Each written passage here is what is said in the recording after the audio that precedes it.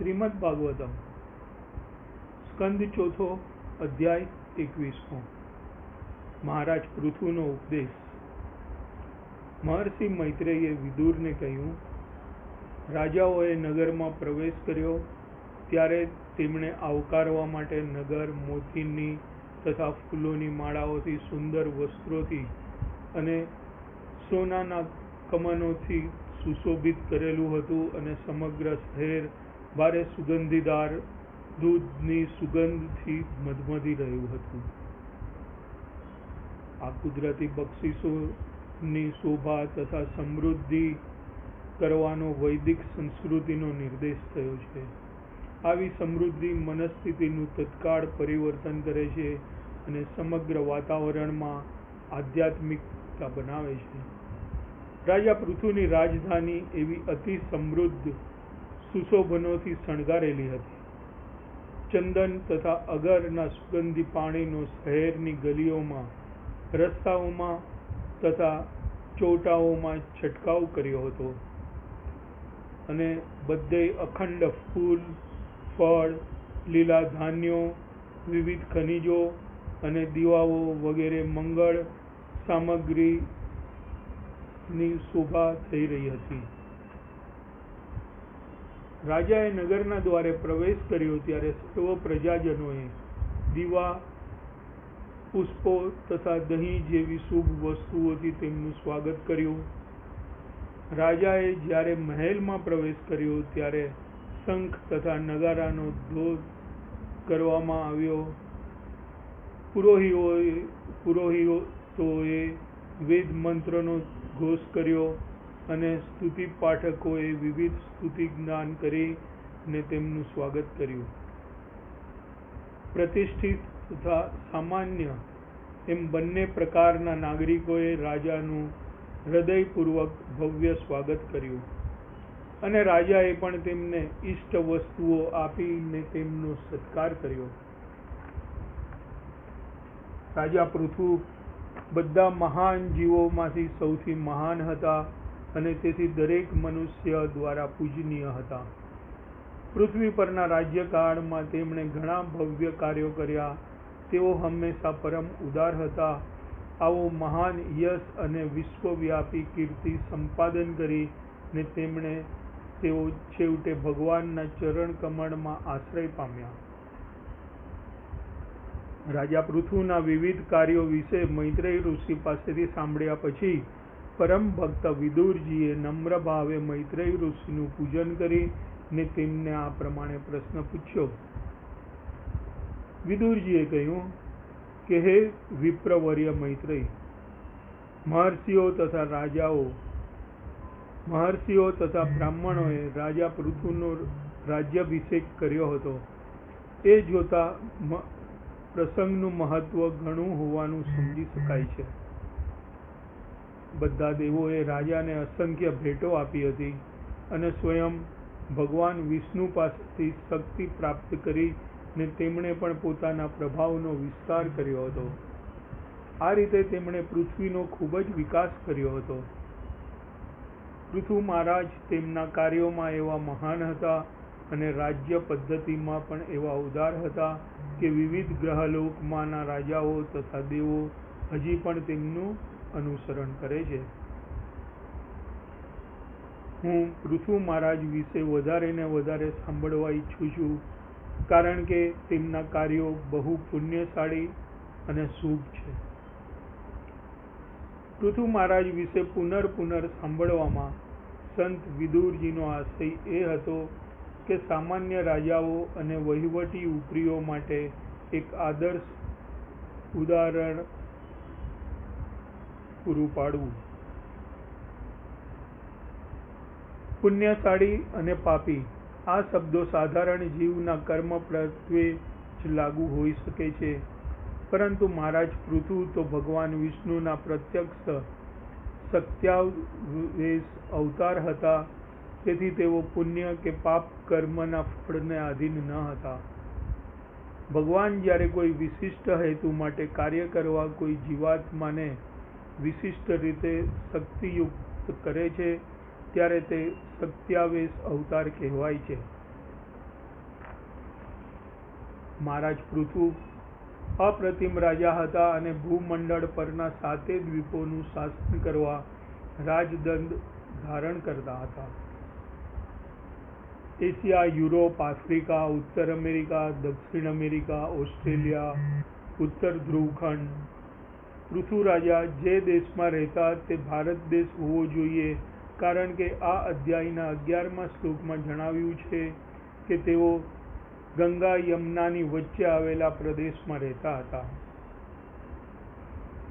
એક સમયે રાજા પૃથુએ એક મહાન યજ્ઞનો પ્રારંભ કર્યો અને તેમાં મોટા મહર્ષિઓ, બ્રાહ્મણો, ઉચ્ચતર ગ્રહલોકના એવો રાજસ્ત્રીઓ એકત્ર થયા હતા.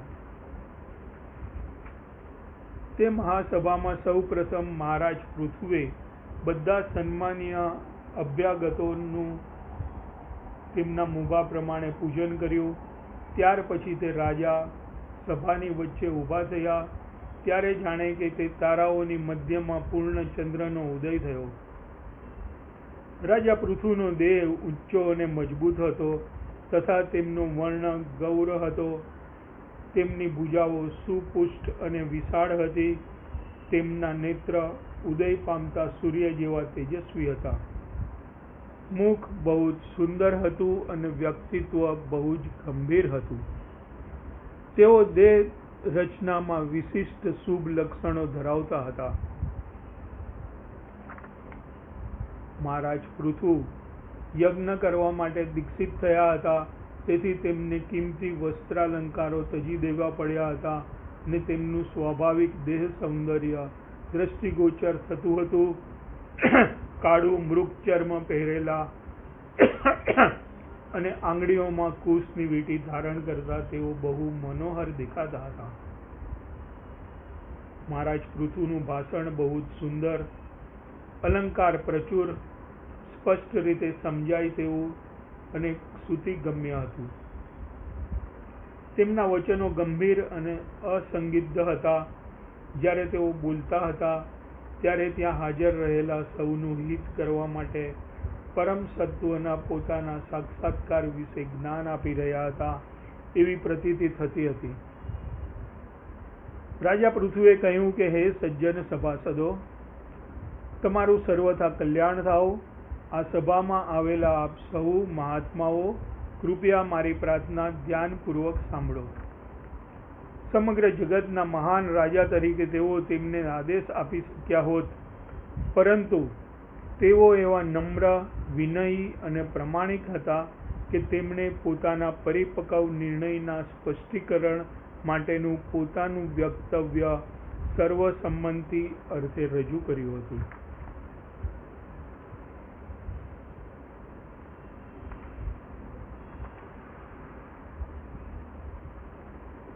રાજા પૃથુએ આગળ કહ્યું કે ભગવાનની કૃપાથી હું આ લોકનો રાજા નિયુક્ત થયેલો છું.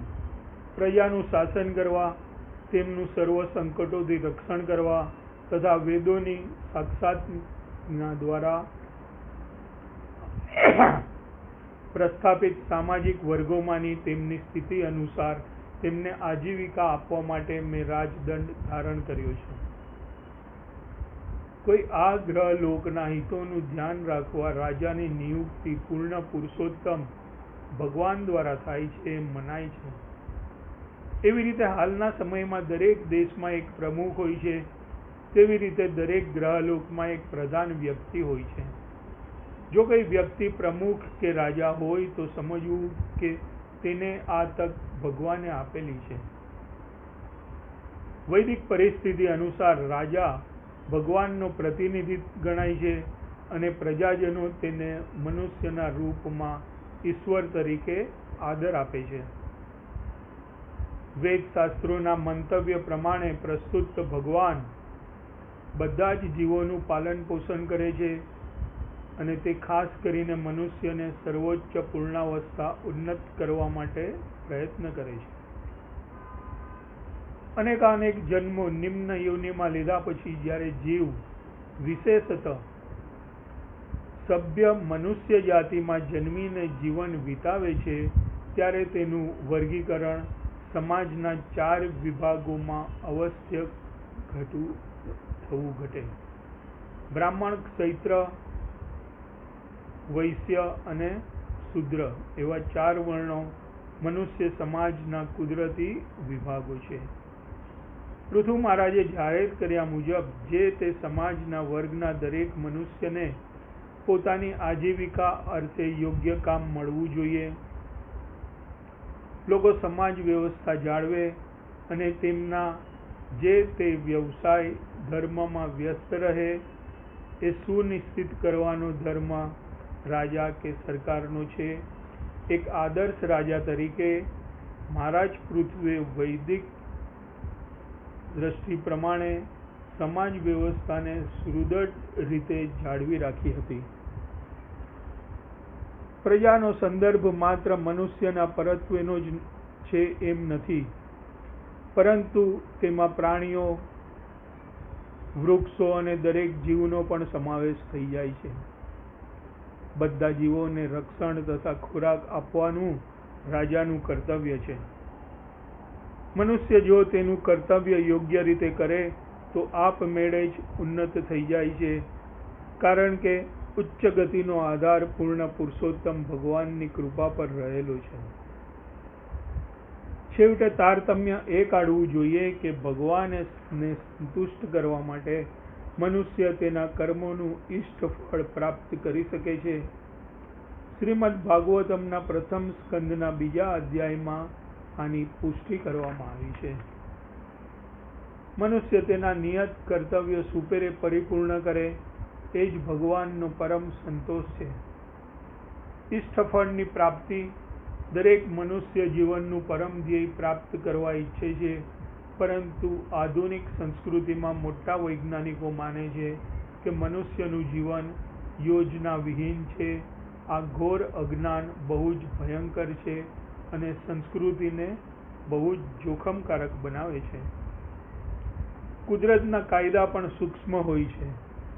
દુનિયાના લોકોના હિતાર્થે કૃષ્ણ ભાવનાયુક્ત આંદોલન આ સર્વ વૈદિક જ્ઞાનનું વિતરણ બહુ જ વૈજ્ઞાનિક રીતે કરે છે.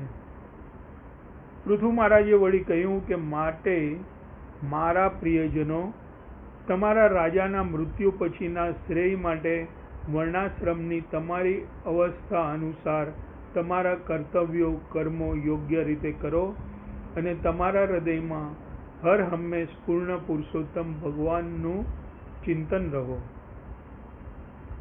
તું જે કરે, જે ખાય, જે હોમે, જે દાન કરે, જે તપ કરે તે બધું કૃષ્ણ ભાવનામાં રહી ને ભગવાનના પ્રત્યાર્થે કરવું જોઈએ. પૃથુ મહારાજનું રાજતંત્ર ઉત્તમ હતું, કારણ કે વેદ શાસ્ત્રોના આદેશ મુજબ તેનો વહીવટ ચાલતો હતો. પૃથુ મહારાજે સ્પષ્ટતા કરેલી જ છે કે દરેક મનુષ્ય પોતાનું યોગ્ય નિયત કર્તવ્ય કર્મ કરે અને તે કૃષ્ણ ભાવનાની ભૂમિકામાં ઉન્નત થાય, તેનું ધ્યાન રાખવું એ સરકારની ફરજ છે. રાજતંત્ર સંચાલન એવી રીતે થવું જોઈએ કે મનુષ્ય આપમેળે કૃષ્ણ ભાવનામાં ઉન્નત થાય. તેથી પ્રજાજનો તેમનો પૂરેપૂરો સહકાર આપે એમ પૃથુ મહારાજ ઈચ્છતા હતા. પ્રજાજનોને ભાગવત ભાવના પ્રમાણે ઉન્નત કરવા એ જ પૃથુ મહારાજના રાજ્ય શાસનનો એકમાત્ર ઉદ્દેશ હતો. યજ્ઞ મંડપમાં ઘણી વિશાળ સભા મળી હતી, તેથી વિવિધ પ્રકારના મનુષ્યો ત્યાં ઉપસ્થિત થયા હતા. વેદોના આદેશોમાં માનનારા ઈશ્વરનિષ્ઠ આસ્તિકો વેદોના દિશા સૂચન પ્રમાણે તેમના પોતાના નિર્ણય ઉપર આવે છે. વિષ્ણુ પુરાણમાં કહ્યું છે કે સમગ્ર વર્ણાશ્રમ સંસ્થા ભગવાનને સંતુષ્ટ કરવા માટે છે. જે મનુષ્ય વેદોના આદેશોનું પાલન કરતો નથી તે નાસ્તિક કહેવાય છે. ભગવાન બુદ્ધે જ્યારે અહિંસાના સિદ્ધાંતનો પ્રચાર કર્યો ત્યારે વેદોની સત્તાને તેમને નકારવાની ફરજ પડી હતી અને તે કારણે વેદના અનુયાયીઓ દ્વારા તેમને નાસ્તિક ગણવામાં આવ્યા હતા. ભગવાન પોતે પણ ભાગવદ ગીતામાં સમર્થે છે, હું બધાનું આદિકારણ છું. પૂર્ણ પુરુષોત્તમ ભગવાન બધી ઉત્પત્તિઓનું મૂળ ઉદ્ગમ સ્થાન છે અને તે સાથે પરમાત્મા રૂપે તેઓ સર્વ સૃષ્ટિમાં વ્યાપેલા છે. તેથી પરમ તત્વ ભગવાન છે અને દરેક જીવના પોતાના કર્તવ્ય કર્મ કરીને ભગવાનને સંતુષ્ટ કરવા માટે છે. મહારાજ પૃથુ પોતાના પ્રજાજનોમાં આ સૂત્ર દાખલ કરવા માંગતા હતા. મનુષ્ય જ્યારે વિવિધ વ્યવસાય કર્મોમાં જોડાય છે ત્યારે આવા કર્મ કરીને તેણે ભગવાનને સંતુષ્ટ કરવાનો પ્રયત્ન કરવો જોઈએ. એ જ માનવ સંસ્કૃતિની સૌથી મહત્વની વિશેષતા છે. જીવનની એ જ સર્વોચ્ચ સિદ્ધિ છે. પોતાના નિયત કર્મ કરીને જો મનુષ્ય કેવળ ભગવાનને સંતુષ્ટ કરે તો તે જીવનમાં સફળતાને વરે છે. આનું તાજા ઉદાહરણ છે અર્જુન. તે ક્ષત્રિય હતો, યુદ્ધ કરવાનો તેનો ધર્મ હતો અને તેના નિયત કર્મનું પાલન કરીને તેણે ભગવાનને પ્રસન્ન કર્યા અને તેથી તે સિદ્ધિને વર્યો. દરેક મનુષ્યએ આ સિદ્ધાંતનું અનુસરણ કરવું જોઈએ. તેઓ બધાના પાલનહાર હોવાને કારણે તેમને યોગ્ય ધોરણે લાવવાનો તેમનો અધિકાર છે કે જેથી બધા જીવો સુખી થઈ શકે. દરેક પિતા પોતાના દોરવણી હેઠળ બધા સંતાનો સુખી થાય એમ ઈચ્છે છે. તે જ પ્રમાણે પૂર્ણ પુરુષોત્તમ પરમેશ્વર ભગવાન કે કૃષ્ણ બધા જીવો સુખી થાય તેનું ધ્યાન રાખવાનો અધિકાર ધરાવે છે. જીવાત્મા ગમે તે વ્યવસાય ધર્મમાં પોતે જોડાય, પરંતુ જો તે પોતાના ધર્મમાં સિદ્ધિ પ્રાપ્ત કરવા ઈચ્છતો હોય તો તેણે ભગવાનને પ્રસન્ન કરવા જોઈએ. આમ તેથી તે મનુષ્ય ભગવાનને પ્રસન્ન કરે છે અને તેથી જીવનની વધુ સારી સુખી સુવિધા મળે છે. તેથી એવું નિશ્ચિત થાય છે કે સર્વ ધર્મના બે પ્રકાર છે, લૌકિક ધર્મ અને યજ્ઞ માટે કરાતા ધર્મ. મનુષ્ય કોઈ પણ પ્રવૃત્તિ કરે પણ જો તે યજ્ઞના હેતુ માટે ન હોય તો બંધનનું કારણ બને છે. વિષ્ણુ પ્રત્યાર્થે યજ્ઞ તરીકે કર્મ કરવું જોઈએ, નહીં તો કર્મ મનુષ્યને આ ભૌતિક જગત બંધનમાં બંધનકારક થાય છે. કર્મનું બંધન પ્રકૃતિના કડક નિયમો પ્રમાણે અનુશાસિત થાય છે. ભૌતિક પ્રકૃતિ દ્વારા ઊભા થતા વિઘ્નોની જીવતાની મથામણ એ જ ભૌતિક અસ્તિત્વ છે. આ વિઘ્નો પર જીત મેળવવા માટે અસુરો હંમેશા સંઘર્ષ કરતા રહે છે અને મૂર્ખ જીવો પ્રકૃતિની ભ્રામક શક્તિઓનો ઉપયોગ કરીને આ ભૌતિક જગતમાં સખત પરિશ્રમ કરે છે અને આને સુખ માને છે, પણ આને માયા કહેવાય. અસ્તિત્વ માટેના એક કઠોર સંઘર્ષમાં તેઓ સર્વોપરી સત્તા પરમેશ્વર ભગવાન પુરુષોત્તમના અસ્તિત્વને ભૂલી જાય છે. જેવી રીતે રાજા કાયદાની સંહિતા દાખવીને આપે છે, જે વ્યક્તિ કાયદાનો ભંગ કરે તેને સજા આપવામાં આવે છે, તેમ જીવોની પ્રવૃત્તિઓના નિયમન માટે ભગવાને આપણને સંહિતાઓ આપેલી છે. તે જ પ્રમાણે ભગવાને વેદોનું વિશુદ્ધ જ્ઞાન આપેલું છે. ભગવાન 84 લાખ યોનિઓમાં જુદા જુદા પ્રકારના શરીરો આપે છે. પ્રકૃતિએ આપેલા શરીરના પ્રકાર મુજબ ભૌતિક અસ્તિત્વ અથવા તો ઇન્દ્રિય તૃપ્તિની પ્રક્રિયાનું સંચાલન થાય છે. આમ હોવાથી કર્મોનું વિભાજન પાપ અને પુણ્ય વિભાગમાં અવશ્યપણે થાય છે. ભાગવદ ગીતામાં સ્પષ્ટપણે લખેલું છે કે જે મનુષ્યના પાપમય જીવનના ફળરૂપી કર્મનો સંપૂર્ણ અંત આવ્યો છે,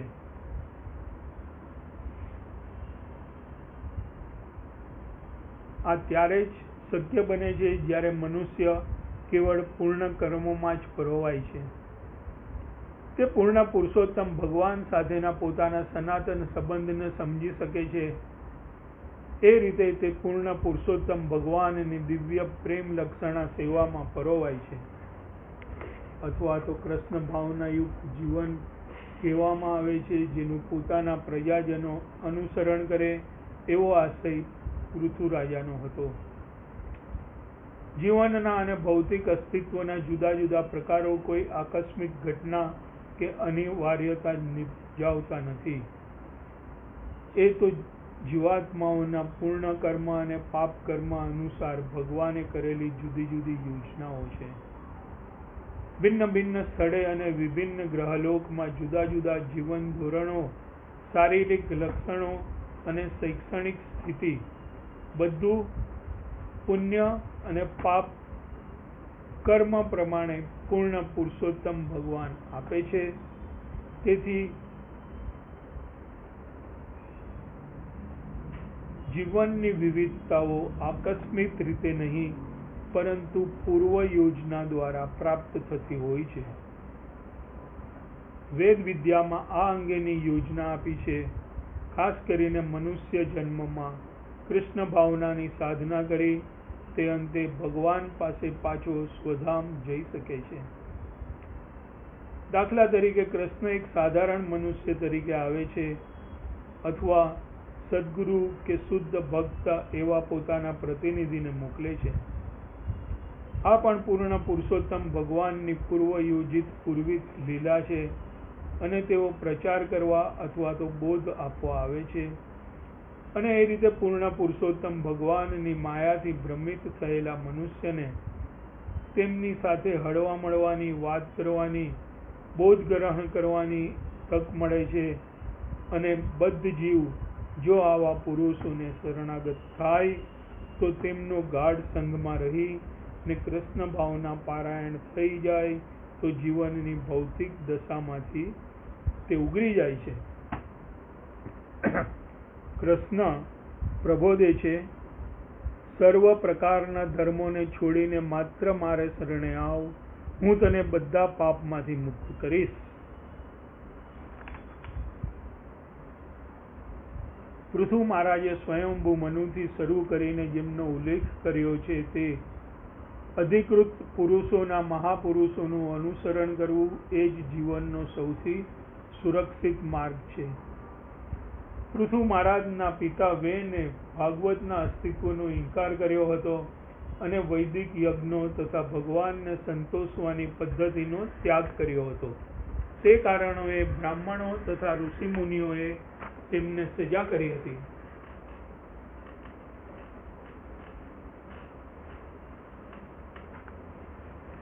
આધુનિક સંસ્કૃતિ રાજા વેનના સિદ્ધાંતોની સાથે મેળ ધરાવે છે, પરંતુ જો આપણે ધર્મ, અર્થ, કામ અને મોક્ષની સંપૂર્ણ સ્થિતિ વિશે કાળજીપૂર્વક અભ્યાસ કરશું તો પૂર્ણ પુરુષોત્તમ ભગવાનની સત્તાના સિદ્ધાંતોને અવશ્ય સ્વીકારવા પડશે.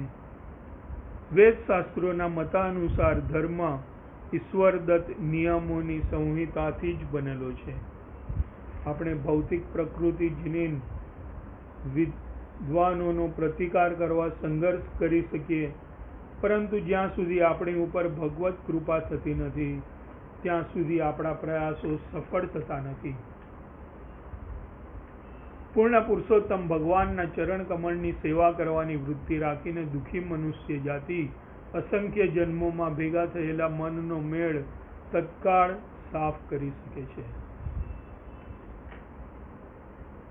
મનુષ્ય જો ભગવાનના ચરણારવિંદની સેવા અથવા તો કૃષ્ણ ભાવનાનો સ્વીકાર કરે તો તેની અનેક જન્મની સંચિત થયેલી અનેક માલિન વસ્તુઓ સાફ થઈને તરત જ શુદ્ધ બને છે. કર્તવ્યનિષ્ઠ રાજા હોવાથી પૃથુ મહારાજ અનુરોધ કરે છે કે દરેક મનુષ્યએ પૂર્ણ પુરુષોત્તમ ભગવાનનો આશ્રય લેવો જોઈએ અને એ રીતે તત્કાળ શુદ્ધ થવું જોઈએ. ભગવાન શ્રી કૃષ્ણ પણ ભગવદ્ ગીતામાં કહે છે કે તેમને શરણાગત થવા માત્રથી મનુષ્ય તત્કાળ પાપમાંથી છુટકારો મેળવે છે. ભક્ત જ્યારે પૂર્ણ પુરુષોત્તમ ભગવાનના ચરણારવિંદનો આશ્રય લે છે ત્યારે તેના મનની બધી જ ગેરસમજણો કે તર્ક વિકરો સંપૂર્ણપણે વિશુદ્ધ થઈ જાય છે આમ ત્યારે જ શક્ય બને છે કે જ્યારે મનુષ્ય ભક્તિ યોગની સાધના દ્વારા સબળ થાય છે. અનાદિકાળના ભૌતિક સંસર્ગને લીધે આપણા મનમાં ઘણો મેલ ભેગો થયેલો છે. જ્યારે જીવ પોતે શરીર છે એવો અભ્યાસ પ્રાપ્ત થાય છે ત્યારે તે રીતે પોતાને ઓળખાવે છે અને એમ કરીને પ્રકૃતિના બંધનકારક નિયમોની જાળમાં ફસાય છે. ત્યાં મિથ્યા દેહ ભાવને લીધે આધીન રહીને વારંવાર જન્મ મરણના ફેરામાં તે ફસાય છે.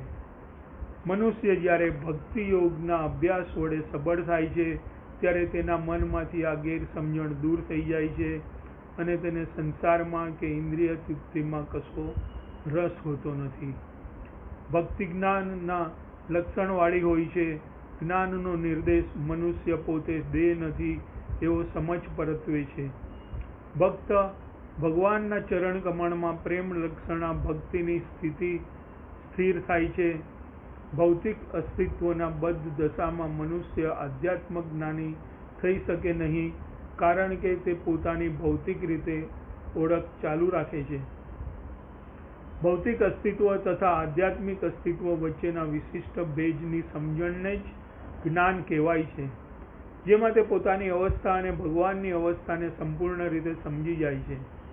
બીજા શબ્દોમાં, જ્યારે મનુષ્ય પૂર્ણ પુરુષોત્તમ ભગવાન વિશે વિજ્ઞાનમય જ્ઞાનથી યુક્ત બને છે ત્યારે તેની મુક્ત અવસ્થા સુનિશ્ચિત થાય છે. ભગવદ્ ગીતામાં ભક્તિના વિજ્ઞાન અને ધર્મના તત્વોની પ્રત્યક્ષ સમજ એ રીતે વર્ણવ્યું છે. ભક્તિ યોગની સાધનાથી ભક્તને આધ્યાત્મિક જીવનમાં પોતાની પ્રગતિની પ્રત્યક્ષ અનુભૂતિ થાય છે અને મનુષ્ય સત્વગુણમાં સ્થિત થાય છે. ધીમે ધીમે ભક્ત શુદ્ધ સત્વગુણમાં સ્થિત થાય, જે ભૌતિક ગુણોના સંસર્ગથી દૂષિત થતો નથી. પૃથુ મહારાજે પ્રજાજનોને સલાહ આપી, તમે બધા નિખાલસ ભાવે ભગવાનની ભક્તિ કરો અને તમારા મન, વચન, દેહ અને તમારા કર્તવ્ય, કર્મ અને ફળ એમને સોંપી દો. તમારા અધિકાર પ્રમાણે તમને જે સ્વકર્મ સ્થિત કરો છો તે પ્રમાણે પૂર્ણ શ્રદ્ધા રાખીને નિષ્કપટ ભાવે પૂર્ણ પુરુષોત્તમ ભગવાનના ચરણ કમળની સેવામાં લાગી જાઓ. ત્યારે જ તમે તમારા જીવનના અંતિમ ઉદ્દેશને પ્રાપ્ત કરવામાં અવશ્ય સફળ થશો. ભગવદ્ ગીતાના 18મા અધ્યાયમાં જણાવ્યા મુજબ મનુષ્ય સ્વકર્મ વડે પૂર્ણ પુરુષોત્તમ ભગવાનને ભજવા જોઈએ. અહીં એવો પ્રશ્ન થઈ શકે છે કે બ્રહ્માજી, શિવજી અને બીજા મહાન દેવો ભગવાનને ભજે છે એમ મનાતું હોવાથી આ ગ્રહ લોકમાંનો સામાન્ય મનુષ્યો તેમની સેવા કેવી રીતે કરી શકે? પૃથુ મહારાજે તેમનો સ્પષ્ટ ખુલાસો કર્યો છે કે મનુષ્ય જો તેના વ્યવસાય કર્મ નિષ્ઠાપૂર્વક કરે તો તે પૂરતું છે. તેમની કાર્યક્ષમતા આપણાથી બેશક ઘણી ઊંચી છે. એવા બ્રહ્માજી, શિવજી જેવા થવાની જરૂર નથી. ભૌતિક ગુણો પ્રમાણે જે જીવનની સૌથી નિમ્ન કક્ષા છે તેવો શુદ્ર પણ તે સફળતા પામી શકે છે. કોઈ પણ મનુષ્ય જો તે પોતાની જાતની વ્યગ્રતા ન દાખવે તો તે ભક્તિ યોગમાં સફળતા વરી શકે છે. અહીં સ્પષ્ટતા કરવી જોઈએ કે મનુષ્યએ બહુ નિખાલસપણે નિષ્કપટ હોવું જોઈએ. જો મનુષ્ય તન, મન અને બુદ્ધિથી ગંભીર થઈને ભગવદ્ ગીતામાં તન્મય થાય તો તે ભગવાન પાસે સ્વધામમાં પાછો જવામાં જરૂર સફળ થઈ શકે છે. જ્યારે કોઈ યજ્ઞ વિધિ થાય છે ત્યારે વિષ્ણુ ભગવાનને કેન્દ્ર સ્થાન આપવામાં આવે છે. ભગવાન વિષ્ણુને પ્રસન્ન કરવાનો થોડો પ્રયાસ એ પણ ભક્તિ છે. ભક્તિના અંશ કે સ્પર્શ કર્મકાંડથી ભૌતિક પ્રકારનું શુદ્ધિકરણ થાય છે અને તે ભક્તિ દ્વારા ધીમે ધીમે આધ્યાત્મિક સ્થિતિ પ્રાપ્ત કરે છે. દેવો પણ પુરુષોત્તમ પરમેશ્વર ભગવાનના દૈહિક અંગો છે. તેઓ દેવો યજ્ઞાર્પણ કરેલી વસ્તુઓ પોતાને માટે ગ્રહણ કરતા નથી અને જેમ વિભાગીય કર વસૂલ કરનારા સરકારી અધિકારી અંગત ઉપયોગ માટે કર વસૂલે નહીં અને એ સરકાર માટે વસૂલે, તેમ દેવો પણ પૂર્ણ પુરુષોત્તમ ભગવાન માટે યજ્ઞાર્પણ ગ્રહણ કરી અને સંપૂર્ણ જ્ઞાન તથા સહજપૂર્વક કરેલો કોઈ પણ યજ્ઞ ભગવદ્ ગીતામાં પૂર્ણ પુરુષોત્તમ ભગવાનને અર્પણ કરેલો કહેવાય છે. ભગવાનના સંતોષ અર્થે જે કંઈ પણ ભૌતિક અને આધ્યાત્મિક કામ કરવામાં આવે તે વસ્તુતઃ યજ્ઞ જ છે. આવા યજ્ઞો કરવાથી મનુષ્ય ભૌતિક સંસ્કારના બંધનમાંથી મુક્તિ મળે છે અને સંસારના બંધન મુક્ત યુક્ત થવાની પ્રત્યક્ષ પદ્ધતિ છે ભક્તિ. તે 9 પ્રકારે થઈ શકે છે. નવધા ભક્તિનું વર્ણન એટલે કે ભગવાન વિષ્ણુના રૂપના આધ્યાત્મિક જ્ઞાનના કેન્દ્ર અને પ્રત્યક્ષ રીતે પૂર્ણ પુરુષોત્તમ ભગવાનને સંતુષ્ટ કરવા. વિવિધ પ્રકારની ભૌતિક સામગ્રી પાર્થિવ તત્વો ધીમે ધીમે આધ્યાત્મિક સમાજમાં રૂપાંતર પામે છે. અંતમાં ભૌતિક અને આધ્યાત્મિક ગુણો વચ્ચે તફાવત રહેતો નથી, કારણ કે બધું જ પરમ આત્મામાંથી ઉદ્ભવે છે. જ્ઞાન અને શુદ્ધિકરણ ક્રમિક પ્રક્રિયા દ્વારા આનો સાક્ષાત્કાર થાય છે. આનું જીવંત ઉદાહરણ છે ધ્રુવ મહારાજ, જેમણે ભૌતિક લાભ મેળવવા માટે વનમાં તપ કર્યું, પરંતુ અંતે તો તેઓ આધ્યાત્મિક ઉચ્ચ અવસ્થા પામ્યા અને ભૌતિક લાભ ખાતર કોઈ વરદાન માગ્યું ન હતું. ભગવાનના સંગથી જ તે સંતુષ્ટ થઈ ગયા હતા. સાધારણપણે બદ્ધ જીવ ભૌતિક લાભ માટે નિશ્ચય ધરાવે છે, પરંતુ જ્યારે યજ્ઞ કરવાથી ભૌતિક કાયદા માટેની આ ઈચ્છાઓ સંતોષાય છે ત્યારે મનુષ્ય ધીરે ધીરે આધ્યાત્મિક ભૂમિકા પ્રાપ્ત કરે છે અને તેનું જીવન પરિપૂર્ણ બને છે. પૂર્ણ પુરુષોત્તમ ભગવાન પરમાત્મા તરીકે હંમેશા વ્યક્તિગત આત્મા સાથે રહે છે.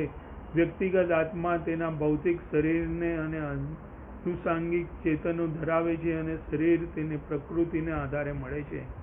પશુ જીવનમાં તમો ગુણ આવું પ્રાધાન્ય હોય છે કે પરમાત્માના પશુના હૃદયમાં ઉપસ્થિત હોય છે, છતાં પશુને તેમનો સાક્ષાત્કાર થઈ શકતો નથી. પરંતુ માનવ જીવનના વિકસિત ચેતના હોવાથી મનુષ્ય તેના કર્મ દ્વારા તેનું તમોગુણ અને રજોગુણમાંથી સત્વગુણમાં રૂપાંતર સાધી શકે છે. માટે મનુષ્યને આધ્યાત્મિક રીતે ઉન્નત પુરુષોનો સંગ કરવાની સલાહ આપવામાં આવી છે. પૂર્ણ પુરુષોત્તમ ભગવાનના સાક્ષાત્કારની સીડી ઉપર ભક્તિ યોગનું સૌથી ઉપરનું પગથિયું છે. બીજા શબ્દોમાં મનુષ્યએ ચેતના દ્વારા કરેલો વિકાસ અનુસાર તેને આધ્યાત્મિક સ્વરૂપનો સાક્ષાત્કાર થાય છે અને એ રીતે જ્યારે મનુષ્યની વિદ્યામાન અવસ્થાનું સંપૂર્ણપણે શુદ્ધિકરણ થાય છે ત્યારે બ્રહ્માનંદમાં સ્થિત થાય છે અને તે મૂળભૂત રીતે અનંત છે. મનુષ્યને તેમની કાર્યશક્તિ અનુસાર ભક્તિમાં પરોવાઈ જવાની પૃથુ મહારાજે ફરી ફરીને સલાહ આપી છે. પૂર્ણ પુરુષોત્તમ ભગવાનની ભક્તિમાં સંલગ્ન થઈ ગયેલા પ્રજાજનોનો ખાસ આભાર માને છે. જે રાજ્યમાં રાજા અને રાજ્યનો ઉપરી ભાગવદ્ ગીતા પારાયણ હોય ત્યાં તેઓ એકબીજાને સહાયક થાય છે અને બંનેનું લક્ષ્ય શ્રેય થાય છે. રજોગુણ તથા તમોગુણની નિમ્નતર અવસ્થામાં ભગવાનને સમજવા કે જાણવા મુશ્કેલ છે. ભગવાન કૃષ્ણ જ્યારે દ્વારકામાં હતા ત્યારે તેમને નારદના ચરણોમાં ફરી પ્રણામ કરીને માન આપ્યું હતું. વિપ્ર સુદામા જ્યારે તેમના ઘેર આવ્યા ત્યારે કૃષ્ણ ભગવાને જાતે જ તેમના પગ ધોયા હતા, તેમના પલંગ ઉપર બેસાડ્યા અને પોતે પૂર્ણ પુરુષોત્તમ પરમેશ્વર હોવા છતાં શ્રી કૃષ્ણ ભગવાને યુધિષ્ઠિર અને કુંતી દેવીને સાદર પ્રણામ કર્યા હતા. ભગવાનનું દ્રષ્ટાંત રૂપ આચરણ આપણને બોધ આપવા માટે છે. તેમના અંગત આચરણોમાંથી આપણે બ્રહ્મણોચિત ગુણો કેમ કેળવવા અને બ્રાહ્મણો તથા વૈષ્ણવોનો કેમ આદર કરવો એ શીખવું જોઈએ. ભગવાન આ ભૌતિક જગતમાંના બધા જ સર્જનોથી ઉપર અલૌકિક અવસ્થામાં છે અને તેમનું ઐશ્વર્ય, તેમનું ધન, તેમનું સૌંદર્ય, તેમનું ડાપણ, તેમનું જ્ઞાન અને તેમનું વૈરાગ્ય, તેમની કીર્તિ બધું જ જગત પવિત્ર વિશ્વને પવિત્ર કરનારું છે.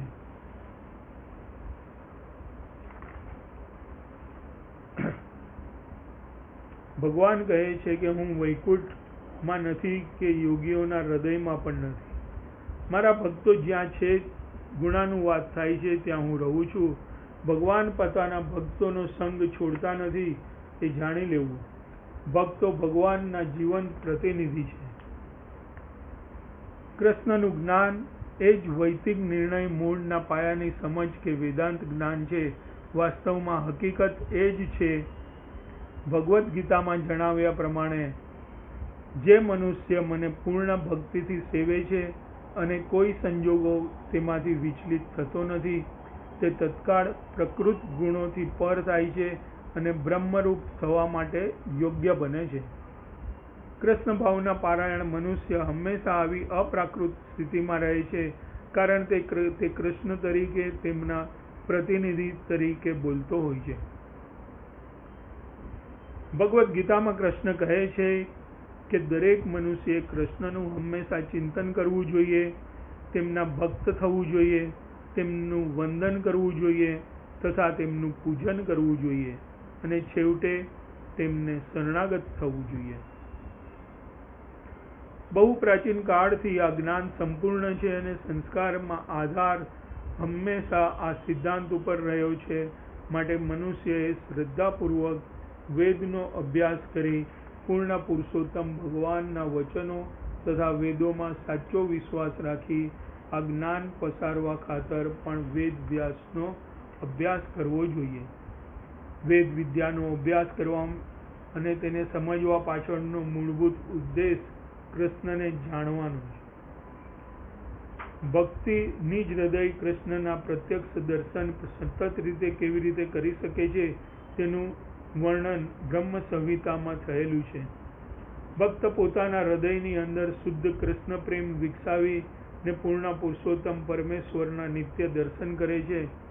એમ કહ્યું છે કે જે મનુષ્ય ભગવાનમાં અચલ શ્રદ્ધા ધરાવે છે તેનામાં દેવોના બધા દેવ સદ્ગુણો વિકાસ થાય છે.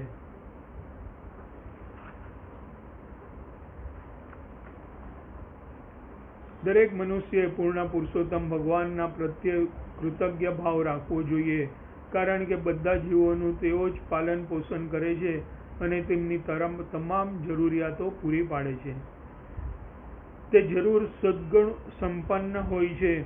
મનુષ્ય જ્યારે વાસ્તવિકપણે સદ્ગુણો મેળવે છે ત્યારે ભગવાનની કૃપા માટે તે કૃતજ્ઞ બને છે અને સદ્ગુરુનો આશ્રય લે છે ત્યારે તે સર્વ ઐશ્વર્ય સંપન્ન થાય છે. તેથી પૃથુ મહારાજ ભગવાનના પાદર્શો, ભક્તો, વૈષ્ણવો, બ્રાહ્મણો અને ગાયો સહિત ભગવાનના આશીર્વાદ તથા અનુગ્રહ માટે પ્રાર્થના કરે છે. મહર્ષિ મૈત્રેય બોલ્યા, રાજા પૃથુનું આવું સરસ કથન સાંભળી ને બધા દેવો, પિતૃલોકના નિવાસીઓ, બ્રાહ્મણો અને સભામાં આવેલા સંતજનો પોતાની શુભેચ્છા વ્યક્ત કરી ધન્યવાદ આપવા લાગ્યા.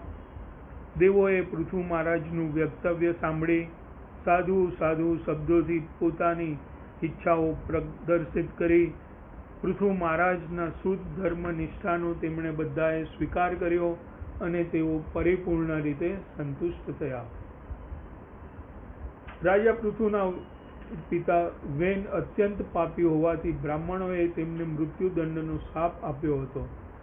હવે સભામાં હાજર રહેલા બધા સંતજનો, મહર્ષિઓ તથા બ્રાહ્મણોને પૃથુ મહારાજ પાસેથી જીવનની મહાન ધર્મ નિષ્ઠાઓ વિશે સાંભળી ને ખાતરી થઈ કે વેદોનું વચન પૂરેપૂરું સાચું ઠર્યું હતું.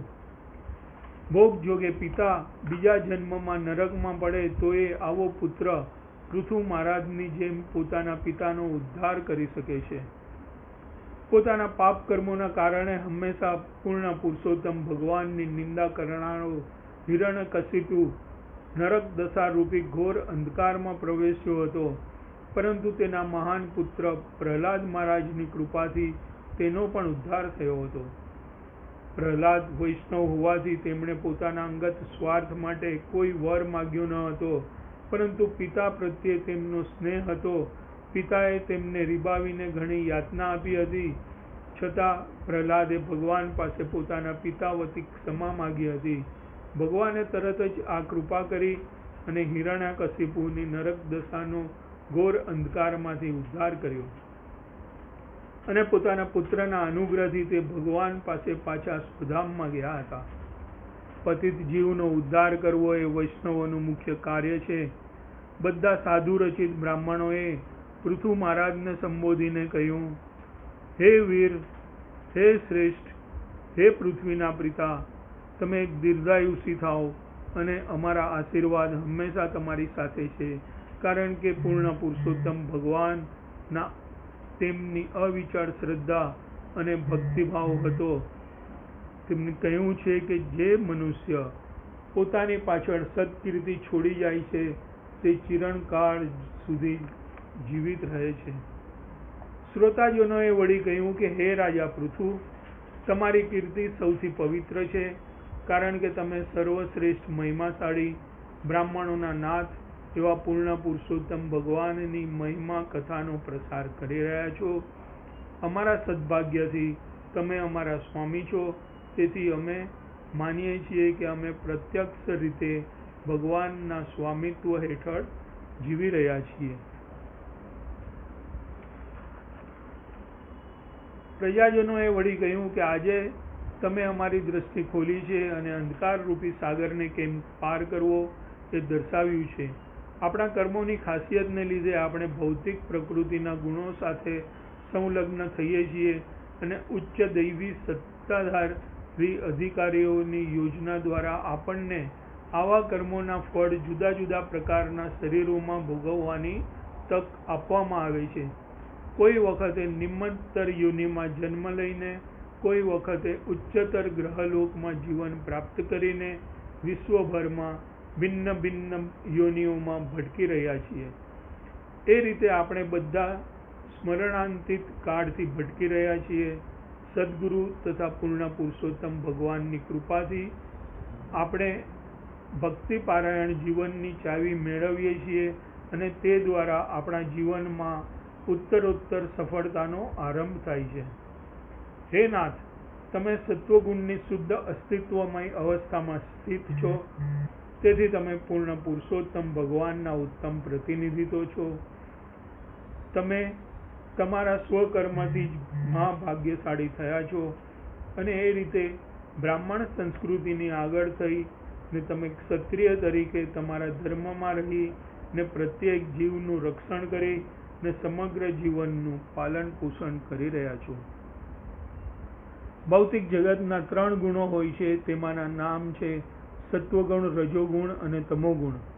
મનુષ્યએ ભક્તિ યોગ દ્વારા તમોગુણની ભૂમિકામાંથી